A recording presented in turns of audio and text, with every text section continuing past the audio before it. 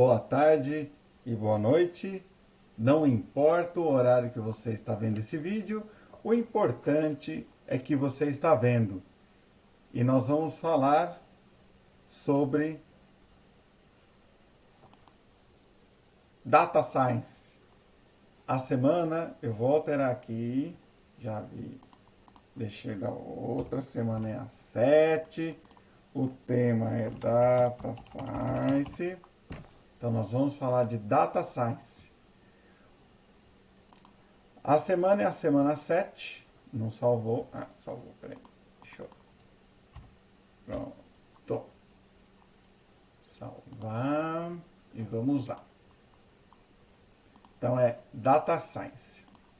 Eu vou falar um pouquinho sobre a ciência de dados. Se vocês quiserem explanar, eu vou mostrar um pouquinho o conceito da ciência de dados para vocês. A ciência de dados, ela está cada vez mais, a humanidade, ela está cada vez mais produzindo informação, cada vez mais produzindo dados, cada vez mais imprimindo coisas. Acredite se quiser, nós nunca imprimimos tanta coisa, nós nunca utilizamos tanto papel na era da TI quanto agora. Muita coisa sendo impressa e com isso muita informação sendo produzida tanto físico, em papel impresso, quanto digital, online, em servidores de arquivo, em banco de dados, em data centers e assim em diante. Inclusive, há uns anos atrás, eu estava dando uma olhada em uma pesquisa que fizeram, eu não me lembro a revista agora de cabeça, sobre a pesquisa da extinção da humanidade. Caso a humanidade fosse extinta, vamos supor igual os dinossauros, nós fomos extintos. O que sobraria atualmente de registro da nossa humanidade? O que teríamos se a população nossa acabasse? Onde estariam esses conhecimentos? Como acessariam esses conhecimentos?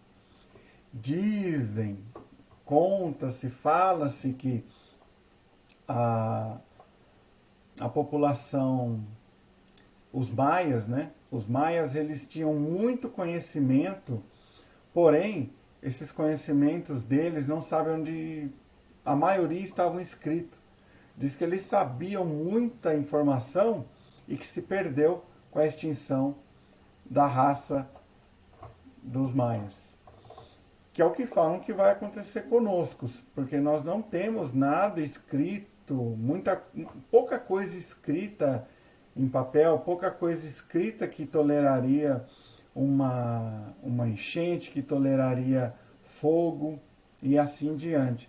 E com isso o conhecimento não seria passado adiante e se perderia por causa de data centers e assim diante. Não teriam como as gerações, caso existisse uma futura raça, vamos assim dizer, essa futura raça não teria conhecimento de como pegar essas informações, como pegar esses estudos que estariam em data centers e recuperar. Seria um conhecimento perdido que demoraria talvez anos, milhares de anos para que conseguisse ser resgatado e estudado novamente. Na Segunda Guerra, Abraham Wald, que foi um matemático húngaro que nasceu em 1902, foi contratado juntamente com uma equipe de matemáticos e estatísticos para analisar onde eles iriam fazer a blindagem dos aviões. Ah, pega o avião e blinda tudo. Não, não é bem assim. Porque para blindar um avião, ele ficará muito pesado. E com isso, provavelmente, ele não voará. Ou se chegar a voar, vai precisar de muito mais combustível para decolar. Então, o Abraham Wald, ele foi contratado com a equipe dele para analisar, olha, eu preciso blindar algumas partes dos aviões da Segunda Guerra, da guerra. O que eu faço, Abraham? O que nós podemos fazer? A equipe dele pegou e falou assim: bom, vamos analisar os aviões que voltam de combate, que voltam inteiro. A equipe dele pegou, analisou, olhou, desenhou num papel e falou: olha, nós temos aqui esses pontos vermelhos, são onde os aviões são mais atingidos. Esses pontos vermelhos é onde eles recebem mais tiros. Então, nós vamos blindar essas partes que recebem mais tiros. Aí Abraham pensou e falou assim: se essas partes dos aviões recebem mais tiros e eles conseguem voltar inteiro, não faz sentido eu blindar essas partes. Porque se eles tomam um tiro nessas partes que estão em vermelho e voltam, quer dizer que voltou com sucesso. Não é essa a intenção da blindagem. Eu preciso analisar, então, o porquê que esses aviões voltaram inteiro. E aí que entra a matemática e a estatística. De um aglomerado de aviões que voltaram inteiro, se esse foi o padrão, se esse foi o modelo encontrado de tiro, quer dizer que esse modelo foi encontrado com sucesso no quesito de tiros que eles recebem. E por que eles voltaram inteiros? Eles receberam tiros na cabine? Esses aviões? Não. Eles receberam tiros no motor? Não. Aí Abraham falou para a equipe dele: então, se esses aviões voltaram inteiros e não possuem tiros na cabine e nem no motor, é na cabine e no motor que nós vamos blindar. Dito e feito. Blindagem feita em algumas partes da cabine e algumas partes do motor. Com isso, verificou-se estatisticamente que voltavam-se muito mais aviões, mesmo que com vários tiros em outras partes, voltavam-se muito mais aviões do que quando a blindagem não existia. E com a blindagem feita na cabine e no motor, passou-se a recuperar mais aviões e mais pessoas do Exército, da Marinha, da Aeronáutica, assim em diante. O cientista de dados, ele procura saber mais do que os dados mostram, que foi o caso aqui do Abraham. Na época de Abraham, em 1902, não tinha o nome do cientista de dados, existia o matemático e estatístico. Aí, com o passar do tempo, criou-se o cientista de dados. Ele vai procurar além do que o dado mostra. Wall Street, nos Estados Unidos, eles operam atualmente de maneira muito diferente do que se operava há 5 anos atrás, através de data science, big data. Porque você cria padrões de análise, você cria padrões de como operar em Wall Street. Com isso, utiliza-se a ciência de dados para que você consiga operar de maneira mais eficiente e desprendendo um tempo menor e obtendo um lucro maior. Modelo de previsões, você vai prever, o cientista de dados ele vai prever o que vai acontecer. Então ele tem a previsão do que acontecerá daqui a alguns anos, daqui 1, 2, 3, 4, 5, 10 anos. Ele consegue fazer essa análise baseada em Big Data, nos dados que são compartilhados. E deve-se interpretar os dados para ver o que vai acontecer seguindo esses padrões. Quem nunca aqui entrou no Google, por exemplo, e procurou alguma coisa, e por dias depois que você procurou essa coisa, esse item, por exemplo, eu procurei lá um Raspberry, ficou aparecendo propaganda no seu e-mail de Raspberry, ficou aparecendo propaganda no site, em todo lugar que você entrava aparecia uma foto de Raspberry. Quando não, na caixa de entrada surgia uma mailing list de um Raspberry com o valor, com o link para você clicar. Isso é Big Data. É a análise da informação que as pessoas, que os usuários buscaram. E ele faz uma busca de acordo com o perfil do usuário, para ele ser mais assertivo. Poxa, o usuário estava procurando um Raspberry. Então eu vou ser mais assertivo, eu vou mandar diretamente por e-mail desse usuário. Vocês acham que o Google não faz isso? Aí o pessoal fala assim, mas eu tenho Facebook, né? Gente, esquece, tá rastreado. Facebook, Google. Curiosidade, entra na sua conta do Google e dá uma olhada para onde você passou. Né? Um perfil da sua conta, gerenciamento das informações, tem tudo.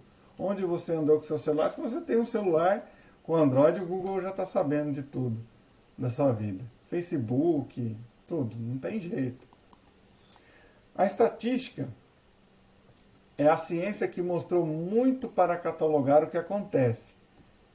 Então ela mostra e faz o catálogo de tudo aquilo que está acontecendo e que vai acontecer.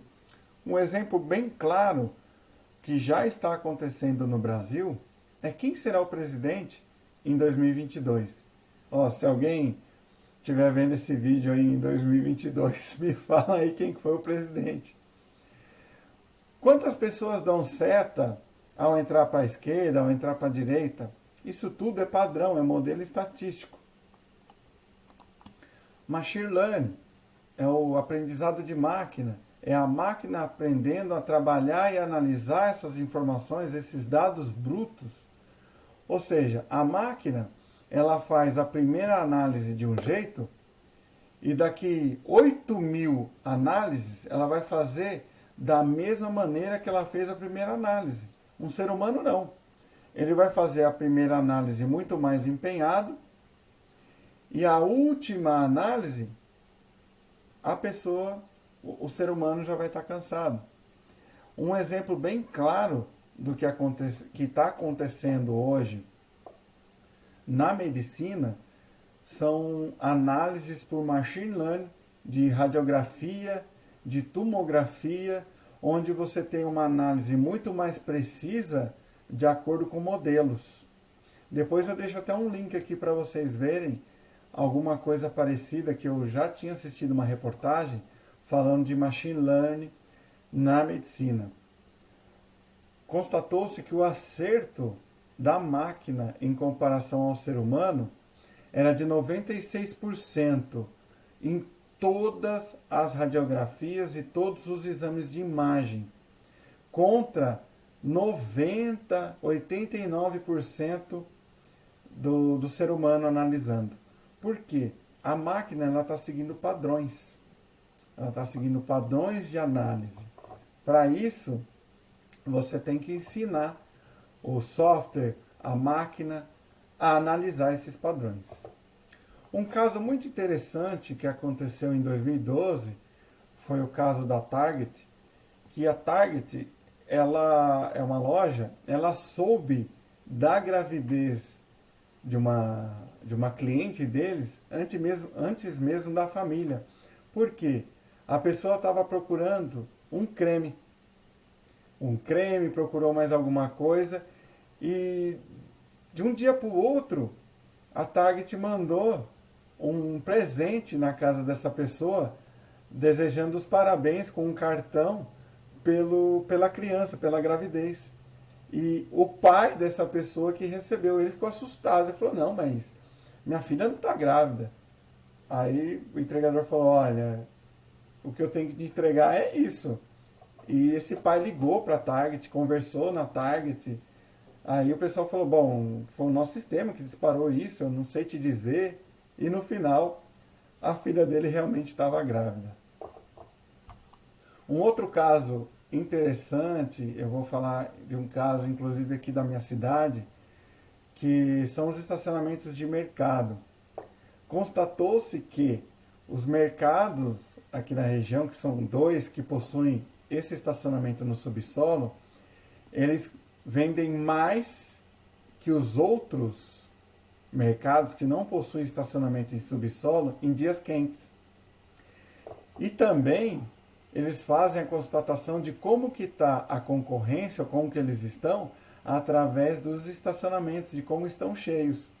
E os mercados que possuem subsolo, eles saem na frente em dois aspectos. Primeiro, porque os estacionamentos em subsolo, a análise com drone é mais complicada. Você não vai entrar com drone no estacionamento coberto para monitorar. E de longe você não consegue ver esse estacionamento coberto. Você consegue ver o estacionamento aberto, mas o coberto não. Mas eles conseguem fazer essa análise de como que está a concorrência e como que eles estão perante a concorrência. E isso constatou que o mercado que possui estacionamento no subsolo em dias quentes consegue vender quase que 15% a mais que os outros mercados que não possuem estacionamento no subsolo. Então isso é uma análise de um dado não estruturado. Vou mudar aqui, ó. É uma análise de um dado não estruturado. Por que não estruturado? Porque é uma imagem. Uma imagem, ele não é um dado estruturado, ele é um dado não estruturado. Porque ele tem que aprender a analisar essa imagem. E quando você tem dados ruins, ou seja, dados e modelos ruins, né, você tem esses dados que não são bons. Você cria modelos errados. Um exemplo aqui do T-800, lá do filme do Arnold Schwarzenegger, com a trilha sonora do Guns N' Roses, que é o T-800. Eu esqueci o nome do filme agora, mas é um filme bem conhecido. Se você programar o T-800 para reconhecer motos, como que você vai programar esse T-800 para reconhecer as motos? Você vai programar para ele reconhecer as motos com o motoqueiro em cima. Se você programar ele dessa maneira, ele pode não conhecer uma moto sem ninguém em cima. Ou você vai programar o T-800 para reconhecer as motos sem ninguém em cima. Que aí, a hora que passar alguém em cima da moto, ele pode não reconhecer como sendo uma moto. Então, para isso, existe a criação de modelos e padrões. Então, você tem que programar de maneira correta como que será essa análise. Ou então, se você quer analisar quantas motos tem parada e quantas motos estão passando com um motoqueiro nessa moto. Então, você tem que conhecer o tipo de análise que você quer e os padrões que você necessita, que é o tal da Skynet, referente a esse filme aqui. Vocês não se recordam? Eu vou deixar depois, eu não lembro o nome agora, eu acho que é o Vingador, alguma coisa assim. Eu vou dar uma olhada no filme, eu não lembro de cabeça, mas eu lembro que tinha a Skynet lá. Eu vou deixar um linkzinho desse filme também para vocês analisarem, tá bom? Galera, espero que tenham gostado. Muito obrigado. Um abraço a todos e nos vemos na próxima.